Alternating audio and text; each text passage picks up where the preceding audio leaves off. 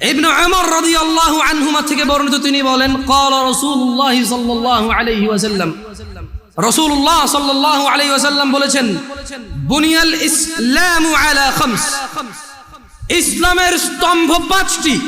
তো কি? শাহাদাতি আল্লা ইলাহা ইল্লাল্লাহ ওয়া আন্না মুহাম্মাদার রাসূলুল্লাহ। এই ইসলাম, পুরো ইসলামটা এই পাঁচটা খুঁটির উপরে আছে। এক নাম্বার স্তম্ভ কি? পাঁচটি স্তম্ভের মধ্যে একটি স্তম্ভ হচ্ছে আল্লাহকে সাক্ষ্য দেওয়া যে তিনি ছাড়া কোনো মাবুদ ইবাদত যোগ্য, উপাস্য যোগ্য, পরোয়া যোগ্য, ভয় যোগ্য দিতে পারে এমন কেউ তিনি ছাড়া নেই। তিনি ওয়াহ্হাব, তিনি রহমান রহিম, ওয়াদুদ, গফুর, করিম, তিনি সত্তার, জব্বার, তিনি কাহ্হার, তিনি বিচার দিবসের মালিক, তিনি পৃথিবীর মালিক, তিনি আসমান ও জমিনের মালিক।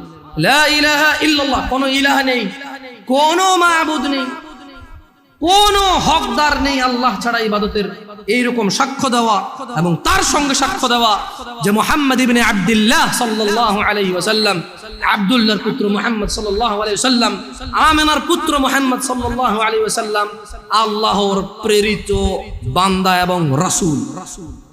এই সাক্ষ্য যে দিল, সেই ইসলামের একটা স্তম্ভকে দাঁড় করালো নিজের জন্য।